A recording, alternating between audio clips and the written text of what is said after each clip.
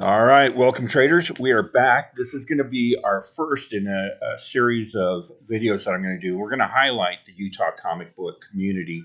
We got a lot of great creators, a lot of great collectors, some amazing collections in the area, including yours. Like I've personally seen your collection. It's mind-boggling. But I'm sitting here today with Roger, co-owner of the Nerd Store, Dr. Volt.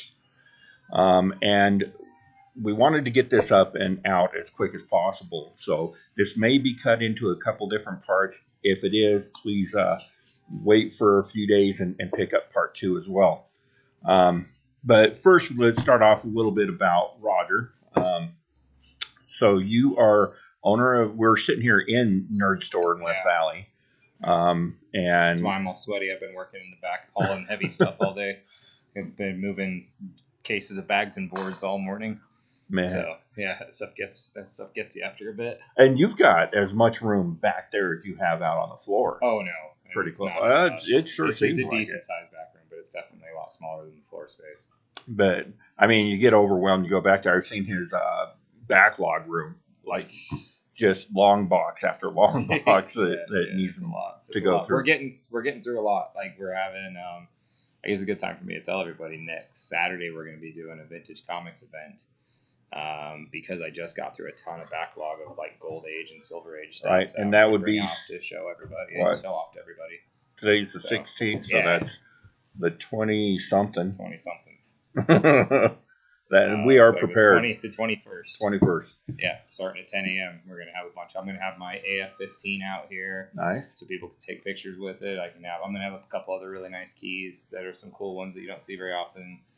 Including my wedding issue is going to come out. The Mexican wedding one? Issue. There's only about 3 dozen of those in the world. Right on. So I'll have that out. It's going to be a cool opportunity to see one of those in person, get your picture taken with it. It's not something you're likely to see ever. So right. I'm going to have some of that I'm going to break out from my personal collection to show off as well. Right on. Some of that funky Teenage Mutant Ninja Turtle stuff. Maybe. Like you got some bizarre stuff. Yeah, maybe. I like the weird stuff. Yeah. So how long is Dr. Volt, or not Dr. Volt, how long has the Nerd Store been around? We're on our 11th year. Really? And in Valley Fair Mall? Yeah, the first location was in Valley Fair Mall. So right on. It's our 11th year. 11 years, that's crazy. I know. Wow. Yeah, it's wild. And some of you will remember, it was back across the hall. That was your first location, right? Yes. That's correct. Okay, so they moved across the hall. In fact, our first location when we first opened was less than half of that building. There was like a false wall that was built up by the previous tenants that was because originally it was a Hallmark, and I guess they had a flower shop in there.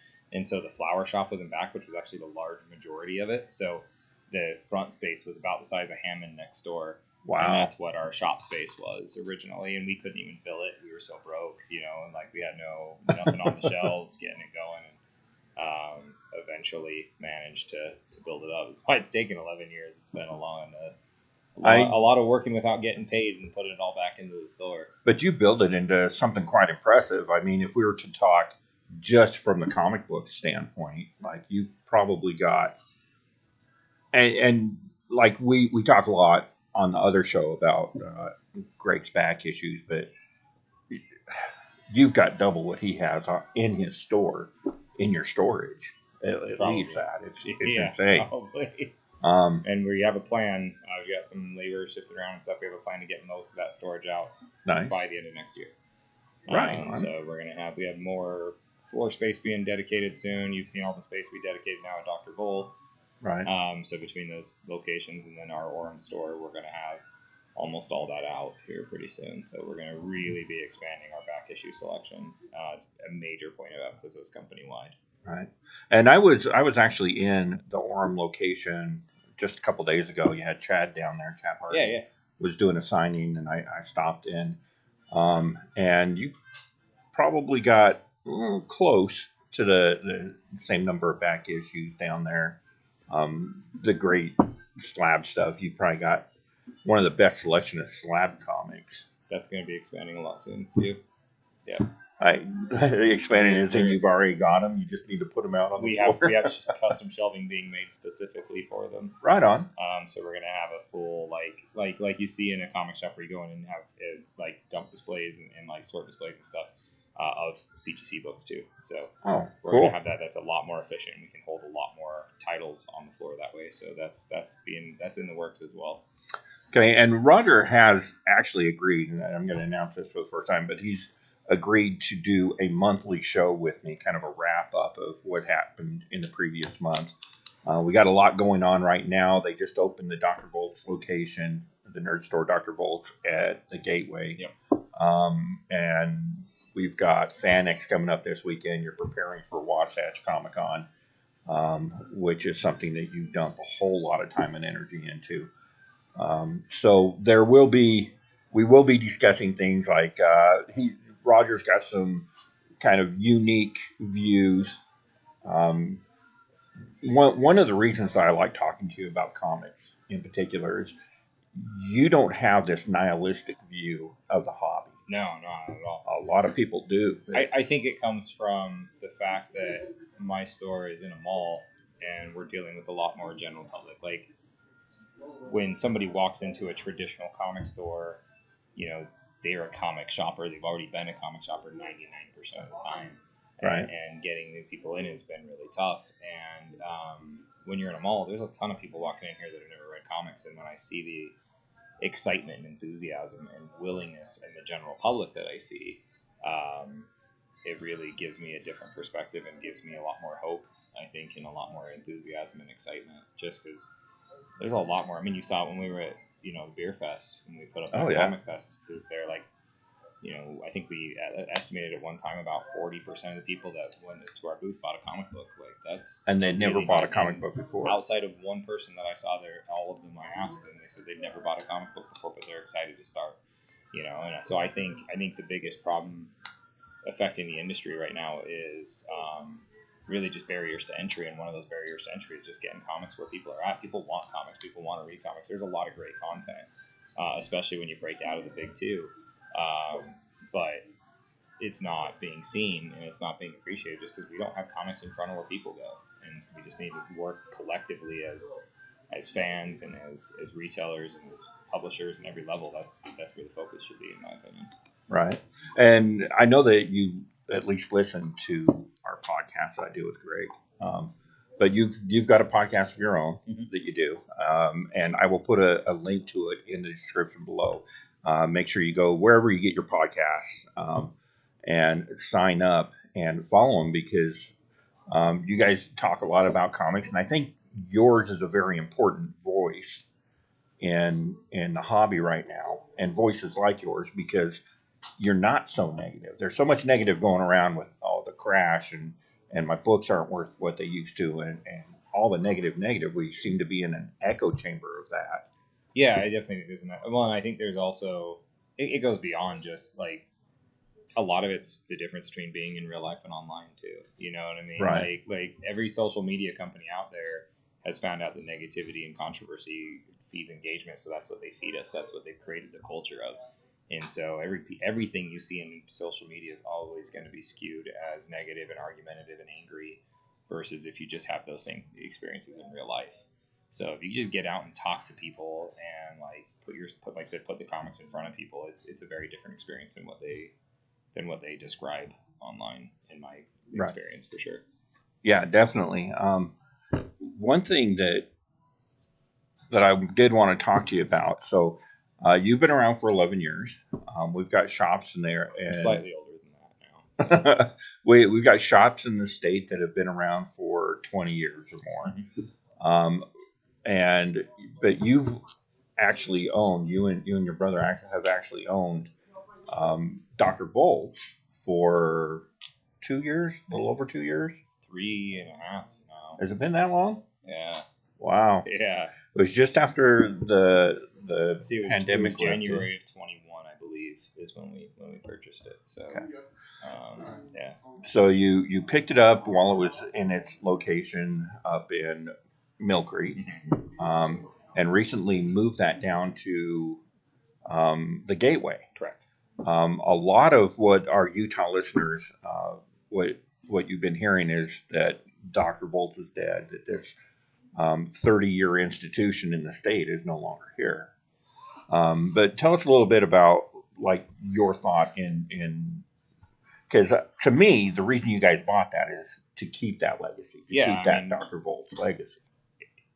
Yeah, so when you're purchasing a business, there's basically two different philosophies. You're either purchasing a business or you're purchasing the inventory. Right. And the way you value and the way you pay for those businesses are according to that. When we bought Dr. Bolt's, we bought a business. We didn't buy inventory. We made a deal that was far more than the inventory was worth. Right. And we bought that because of it would have made no business sense, just from a pure business standpoint. It would have made no sense for us to kill the brand or do anything like that. The truth is that Dr. Bolt's was going to die if we didn't buy it. That was the trajectory it was on.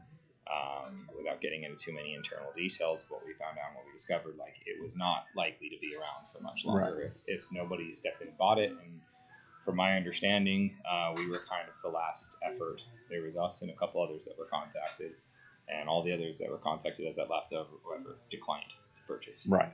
And so we were kind of the last effort to purchase it at that time. So, it was kind of the opposite. Like we wanted to keep it around as an institution. I think one of the reasons that we were contacted when we were is, we were friends with the old owner. Right. We were congenial. We worked together with him. We, kept in contact, and we never viewed comics as a competitive sphere where we're competing against each other. The way we've always viewed it is we're cooperating to put comics in front of more people rather than we're competing against each other. I've always, when we opened the store, we said in comics and gaming and everything we do that our purpose was not to go in and try and fight for our piece of the pie. It was to create our own pie, and make that larger and make that base bigger. And so that was our intent. And that goes to the move. The reasoning behind the move was simply, like I was saying before, putting comics in front of people. Because the truth is, when it came to what was happening at Dr. Bolt's was still profitable where it was at. But the trends were not positive.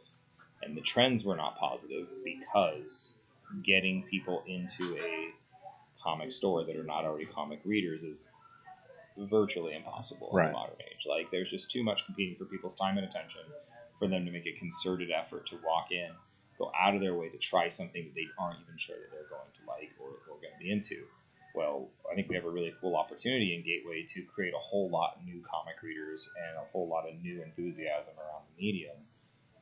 Because there's going to be a lot of people go to the Gateway for a hockey game or a basketball game or a concert or a comedy show. And so the amount of people that go through there at some point on an annual basis is very high. And we are going to have the opportunity to put books in front of those people, and the significant increase of the amount of people we can put books in front of. So that was the core concept, is really to generate a growth with both comics and the Dr. Bolt's brand. We did that with our regulars in mind.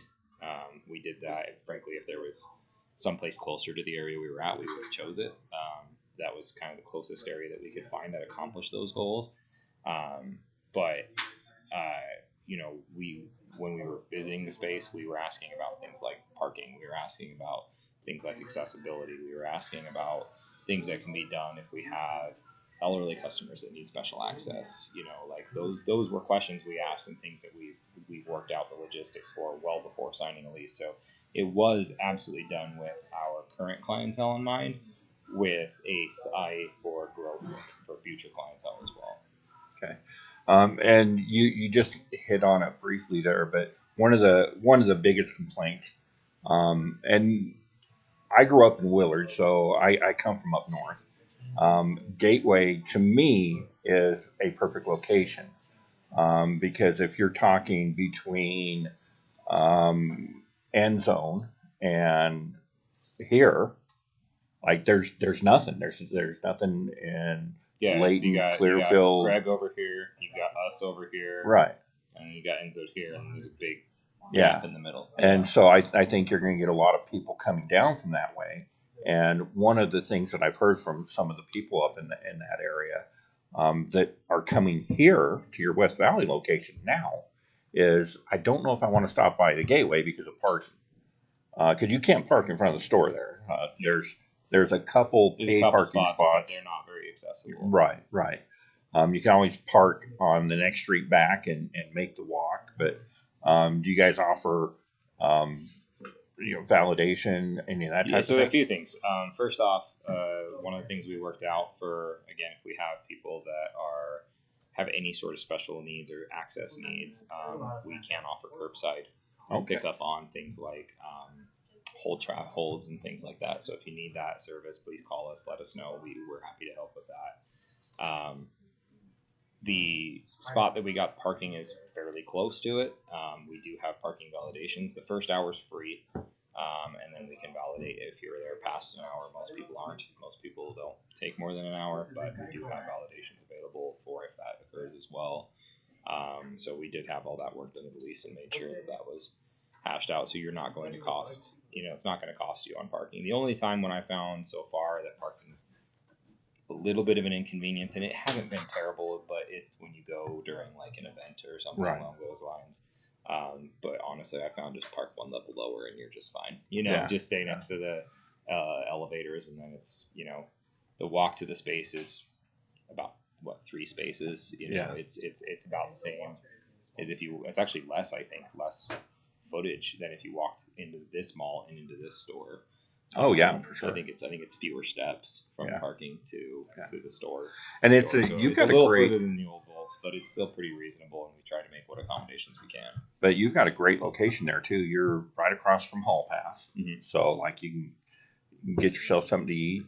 And there's a lot to do in the area. Make a day out of it. We've had people. Yeah, for sure. A lot of people that have stopped by on their way to a movie or went back from a movie. The movie theater validates as well, so you can hit all that at the same time as well. There's plenty to eat. There's a lot of that kind of stuff. So there's a lot of opportunity. There's opportunity if you just want to stop in, grab some books and run. We've got that option for sure. If you want to make a day out of it and do something a little bit bigger and cooler, we have that option too. So, and it has really good public transportation access there. That was another one of the draws for us is we've had people express to us that I don't have a vehicle. I primarily take public transportation. That's becoming more and more of a thing. And so right now, there's no shop that really is that accessible to people that are in that situation. Like this store is probably the most, and the public transportation from Salt Lake to West Valley takes a long time and isn't fantastic. So it's going to be probably the most public transportation accessible shop. You track stops a block away from your door. Yeah. It's perfect. Yeah, it's up there by the planetarium. Yeah. So very cool, very cool. And the planetarium also there does validate as well. So. And I think the Children's Museum does. Museum, yeah. I mean, everybody cool does. And most of it does. So very cool.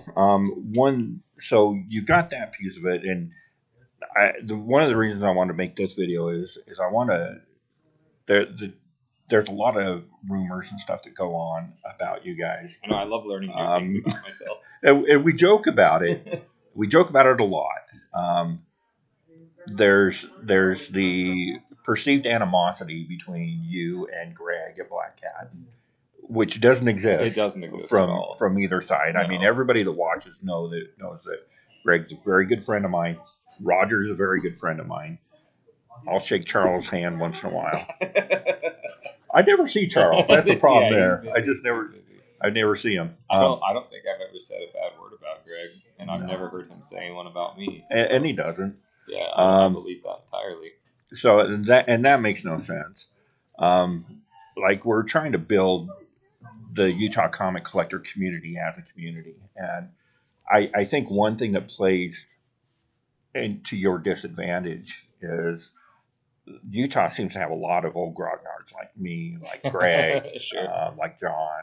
We've been around for 30, 40 years, but you're just as passionate about the hobby as any of us. I think passion is hard to measure, and I think that there is a little bit of a misconception that and I'm not saying because you've been into it long enough that doesn't carry weight or that doesn't have its own validity, but I think a lot of times coming into it new kind of breeds passion too. I think there's room and balance for both. Yeah. And I think a lot of times the most passionate people that I see in the hobby are people that have discovered it new recently.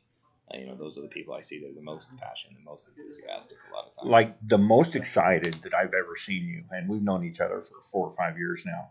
The very most excited I've ever seen you is when you picked up the Comics Utah collection. That was cool. Like that was a lot of fun. Like you were fanboying over that collection. Like I never thought I'd get shake 15 in my hand. Shake it. Like I never thought it would happen. I mean, you have to understand, when we started this store, our first day in business, like we started this on $400. Charles was a broke college student. I owned a pet store that was barely paying my bills. Like neither of us had money. This was a Hail Mary pass of Charles wanted to do this for a living, and I had some business experience, so screw it, we'll give it a shot. Our first day open, we did $25 in total sales. Charles called me freaking out, thinking he ruined his life. He lived in the store without telling them all. Like he would move his car around the parking lot so the mall didn't realize he was sleeping in the back of the store on an air mattress and taking showers in the sink. And he got bad enough that he wasn't eating it because he couldn't afford food, to where mall security was sneaking him food because they felt bad for him. And so like that's where this all kind of originated. So the idea that like we would ever go from that to a 6-figure comic collection, just that gap seemed so impossibly large that it just didn't make sense, So it was one of those few moments where you can pick your head up from the grind a little bit and go, hey, all right, we just accomplished something I didn't think I could do, like that's cool, Yeah. So. And one thing that really impressed me is, to me, local's really important. And you guys picked up this collection that was, I mean, it had the AF-15 in it. It had like all those early key issues from ASM. Full run of Spider-Man, full run of X-Men, full run of Daredevil. Crazy collection. And you did your best, and you're still doing your best to get those in the hand of Utah collectors. Nothing has hit eBay or any national sales pad still. And you're doing a very active online business. We do a little bit. I honestly, I try to avoid it because I hate it. I really do. It's a pain. I like the in-person retail. I like to know my customers. I like to be able to see people get excited when they buy it. I like people to be able to look at the book and not just send me an angry message because it didn't have, it had one bend that they didn't notice on the picture because of the lighting, or do you know what I mean? Like, right. And then all the eBay fees and then dealing with I just hate all that stuff. So I do it when I have to for what's necessary for the business, but that's not my game, man. I like to do it with people. I like to, and like you said, it builds more community that way. We have our regulars that know that, when they check back with us, we don't have as many vintage back issues as I want, but mostly that's because we don't use guide pricing and we sell them for what they sell for, and we can't keep them in stock because they sell so fast. Right. Like I get a lot of them and they go out, but there's a lot of stuff that guide pricing is. That's one of the things we changed at Dr. Bolt's, is there was stuff that was sitting in there that he was charging $30 for that we were charging $3.99 for, like just because guide pricing just isn't that accurate. And so we had a lot of that stuff we repriced, and all of a sudden it's like, well, when you price it for the price that people actually want to pay for it, it's hard to keep it in stock, like so. But I would rather give people a good deal and make sure that they, and that's why we're doing this comic event, is because people say, yeah, but I want to know when it's in, so that's why we're doing this. So we got a big amount of like gold and silver and stuff come in, so we're like, all right, we're gonna announce that's all coming in, let all the box divers come get first shot at it before we take it to FanX, give everybody the chance to buy it, get now and get as much as they can, and then we'll take what's left over to FanX with us. So all right, and that's a perfect segue. Let's talk about FanX for a moment now. It's been a long-held complaint in the Utah comic community that we don't have comic books at our comic book convention, and they always bring in one or two decent. Yeah, they've had some good names. Yeah, they've had some decent names over the years, and they're going to again this year. And you and I have had this conversation probably this time of year for the last 4 years, and you keep telling me that you guys do well at FanX, that they do care. They really take care of us. They've got a whole convention to run. I get that. I understand. And I don't think anybody within FanX would tell you that they are a comic convention. I think they would tell you that they're a fandom pop culture convention. But I also think they would tell you that they're not intentionally trying to ignore comics as part of that equation. Right. And I mean, mixed results. I would never put it on par with like Baltimore Comic Con or Emerald City, but we're also in Salt Lake, man. Getting comic creators to pay attention to Salt Lake, I can say firsthand, is not easy. Yeah. It is not easy. Like, there's people have noticed, like, oh, you have the same creators come in a whole lot. I'm like, yeah, man, those are the people who are willing to come to Utah. I don't know what to tell you. We talk to everyone. Right. Like, we hound everyone, and most of them just don't care. So, the FanX's credit, like, I don't think it's as easy as people think it is to get these people out. It's really not as simple as people expect it to be. And so, yeah, I mean, I don't think they intentionally ignore that space, and we do well enough to make it worth our time to go. But I also would tell you, I would never expect FanX to become a major comic convention. Right. Like, and why would they? Like, it doesn't make any sense. It takes so much time, effort, and energy to build that part of it for a very small niche audience. That's not going to move the needle significantly for them. So I understand why they don't go that heavy into it, because it's a lot of work. So one thing that you worked hard behind the scenes, and probably you're not going to get enough credit for, but you did work with FanX, and this year there's going to be a double-sized booth there for local creators. It's going to be just Utah creators. Mm-hmm. Yeah. It's going to be anchored by Doug Wagner, Mm-hmm. and everybody loves Doug. If you hear me talk about Doug all the time, because I love his stuff. Yeah. But a lot of smaller creators, that self-published guys, are going to be there with books that you've never heard of before. So that's going to be set up right next to the Nerd Store. You're going to do Correct. The Nerd Store Dr. Volts like you did last year. That's the plan currently. Yeah. Okay. So you're going to have two booths Yep. with comics. And you have everything there from, dollar comics, right? Yeah, we're gonna have big things at Dollar Comics, Fill a Box, promos. We're gonna have discounted trades. We're gonna have discounted comic book runs. Excuse me, runs and miniseries. We're gonna have vintage. We're gonna have CGC. We're gonna have wall books. We're gonna have a little bit of all. We'll have some comic book supplies. We did just start to get set up for CGC witnessing for those who come in, so that should be set up this week. Should be set up in time. It's always. So you'll have Dr. Bolts in the Nerd Store there, right next to local comic book creators. You've arranged for a discount code. I'll put that in the links below.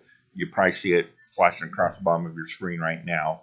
Nerd Store, one word, and on checkout you get 15% off your FanX tickets. So, and that's something that we as a community appreciate. Because that's not easy with everything else you got going on to make those calls and send those emails. I've been able, we've put some effort in over the years, and I've been able to cultivate a pretty good relationship with the people who are in charge over at FanX. And it's, like you said, it's a lot of work. They're pretty busy, so sometimes it's 3 or 4 emails to get a response, and it takes a little time. But they do what they can, and if they were, this was actually. Partially born of my idea, partially born from some of the creators, and they were really receptive to this idea, because they said, hey, we want to have these smaller creators out, and we want to give them the opportunity to take these passion projects and put it in front of people, but we have to pay for a con, and we can't give away 40 booth spaces that we otherwise are having people with on waiting list to sell, which is it's very easy to see that perspective. And so this was kind of my workaround, was, hey, instead of giving away 40 booth spaces, let's give away a small handful of booth spaces that we can then rotate people through, give them 3-4 hour windows, time blocks that they can share some booths, and everybody gets that opportunity. And then hopefully we give people something exciting at the con, that when they come back by, they're seeing new creators, they're seeing new things. It gives them a reason to stay at the con or come back and check in and come back different days, so you're not just witnessing the same things over and over. And so we're giving it a shot this year, and if anybody likes the idea, if they want to see that kind of thing grow and that kind of attitude be supported, the best things you can do is A, stop by, support the local creators, and then B, let the people at FanX know. I mean, they have a whole place there. You can give them feedback, and if they get positive feedback of, hey, I really like that you guys did that helps those local creators to get that space next year where they can kind of put their passion projects out and do that again. And your voice is the most important part of this too. Your voice. Absolutely. If you have not bought FanX tickets, and I know a lot of people have not, because they quit going to FanX, but now you have a reason to go. You know. They did have a couple of pretty cool comic creators this year Yeah, too. So yeah, they just tend to announce them really late in the game. But yeah. There's rumors Larry Hama's going to be there. yeah, he said he's going to be there. He said he verified with me he's going to be there in an email, but you know. Yeah, him and Ken Lashley are the two that I I mean, know of. last year it was kind of a very last minute thing. He came down with COVID and Yeah. couldn't make it. So hopefully we'll see Larry there this year. I know I have my GI Joe #1. I need to get signed still. So And we're going to be having some cool stuff out there, and I'm sure there's other people that will too. So Yeah. it's not, and without going on too much of a soapbox, like I totally understand being a comic nerd and being that's the thing you're into, but it's still fun being around the other stuff. It is. Even It when that is. stuff's missing, there's still other things that are interesting and cool. And like every comic nerd I know still watches movies and TV Absolutely. and stuff. So you can be disappointed there's not more comics there and still have fun. Those things can exist in the same space. Yeah, absolutely, absolutely.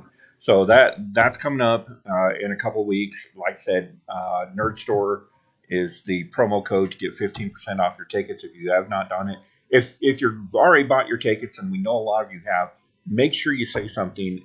Give the con some feedback. Let them know how important local creators are to you, to this community. So hopefully we'll get some good buzz going forward on that project. Even just a few pieces of feedback, a few people could really make the difference between this being available to those local creators again and it not being available. Right. Like it really could make that big of a difference. So please let them know. And there's a ton of stuff that I really want to go over with Roger, and we're kind of running out of time here.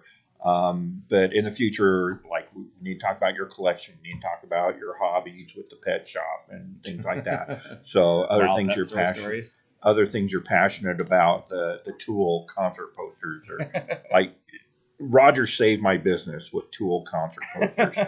Like you don't know when comics crash. That's what saved my business. Yeah, good, man. I'm glad. It's all because he cares about the community. But one last thing I wanted to hit on, you'll hear a lot more about this coming up in the next few weeks. Wasatch Comic Con. Mm-hmm. This is a convention that you and Charles started going to San Diego and all these other national things and met people, made friends with people, and decided, hey, we want to have them hang out at our store. Yeah, I mean, honestly, half the time it's just an excuse for hanging out with our comic buddies that we make. Like, I'm not gonna lie, a lot of it, but part of the cool part about that too is it makes it so you get cool creators like. Like we don't have a lot of guys that come out that are just not cool to hang with or not cool to talk to. Oh yeah. That's the worst experience when you have a creator or something that you're a big fan of and they turn out to kind of suck in person. Right. We've all had that at some point, and you don't want that. And we intentionally don't invite those people because really it's guys that we're friends with and we like their projects and we like their books, and that's who we bring out for these shows. So. It does make a really cool crowd, a really cool vibe. We have our biggest response ever to Boost this year. So we're going to have a huge variety of, beyond just the guests, we're going to have a huge variety of like vintage toy dealers and art dealers and small comic publishers and indie projects and, everything you can imagine. Like we have people selling, like I think we have some Lego sellers and like vintage video game sellers, and like we're just doing like a little bit of everything. So it's going to have a lot of stuff that you don't usually get to see here, as well as all the comic creators and the comics that we already had. Like none of that is shrinking to accommodate the increase in the other spaces. Okay, and we are going to have mini golf. Yeah, it's going to be set up here, so you come out mini golf. This year we're doing it for American Foundation for Suicide Prevention. Something that means a lot to me. I'm a vet and have lost a lot of friends to this, so that's a big deal there. We've lost a lot of members in the community to this, so yeah, very important cause as well. But that's going to be the first weekend in November. Yep. Is that right? Yeah, 8th and 9th. Okay, so Friday, Saturday, 8th and 9th of November. Come on out. It's absolutely free. You just park out in front of the mall and walk in. Yeah, that's one of the other great things about it. Like the whole point of it is to build community and to give people something to do and a place to go and a place to hang with other people that are into what you're into. So We wanted to make the barrier entry as low as possible, so we've done this in a way. The Valley Fire Mall has helped out a ton. They effectively donate us probably $10,000 worth of space and advertising every year. Probably more than that, because they also help with like the security and all that stuff. Right. Just to help with that. So like we've got a lot of people that have really contributed to do that, to where we can keep this a free show, and let people come in and enjoy themselves. Like that's the hope. And it's also here, so you can catch a movie while you're here. You can get good lunch. There's a lot of places around here to eat. You can do a little extra shopping. Go to the candy shop. I mean, we're getting close to the holidays at that point too, so you can do some holiday shopping too. So there's a lot of stuff you can get kicked out that day while you hit the con too. Yeah, so make sure you schedule that in first weekend of November. Like I said, we're going to be talking a lot more about that as the next few weeks come up. So I know that you've got just a ton of work to do, so we're not going to keep you any longer. I do appreciate the break's been nice. Today's a lifting heavy stuff day, so I don't mind sitting down for a minute. Well, I'm going to get out of here before you co-op me into something. That's probably a good idea. I got a ton of your books that I'm working on, so I got new ones for you too. So make sure you come in this weekend. Check out the Silver and Golden Age stuff. Any of that stuff that I recently pressed going to be here? That lot is not. Okay. That's not going to be. But some of the stuff he pressed for me before is going to be okay. Some really nice ones. There's actually a few different books that we have coming out in that Gold Age stuff that are the only graded copies in the world. Wow. Several are either the only or the highest grade versions of those particular books. There's several of those, which it's rare to get even one, and since we have a few, that's pretty cool. I mean, we have a 9/8 comic from 1951. I think that's crazy. Like, yeah, that's insane. There's some, there's some really cool, really unusual like stuff you won't see normally. So right on. And just so y'all know, if you pop into the nerd store here in West Valley and go digging through, you got some dollar boxes back there, right? Mm-hmm. There's some stuff in that dollar boxes that is fire. Yeah, there's $15 books in there. Yeah, easy. Yeah. There's a couple that are a little bit more than that. Probably. So, yeah. No, we got really aggressive recently in this last run and just put a whole lot in there that we normally wouldn't have. We just needed to clear some space. So, But you got those exclusives in there. Yeah. No, people have been real happy with what they've been finding. You can get books that have covers, sometimes first-time work from who is now a popular artist. Like, there's some names in there for sure. Yeah. So pop in, check that out. Real quick, nerd store. You got comic books, Funko Pops, all your D&D, Magic the Gathering. Lots of Pokemon. Lots of Pokemon. Got a kid who wants Pokemon for the holidays. We hook you up. That is true. I do 90% of my Christmas shopping in this store. Yeah, this is I really do. This is a good spot for that. The grandkids love it. So. Yeah. All right. Well, we will let you go, and then we'll catch up with you in a couple weeks and see how things are going. Sounds great. Until then, I will put all the information about the Nerd Store, Dr. Volts, down in the description below. Make sure to like, comment, and subscribe, and we'll see you later, traders.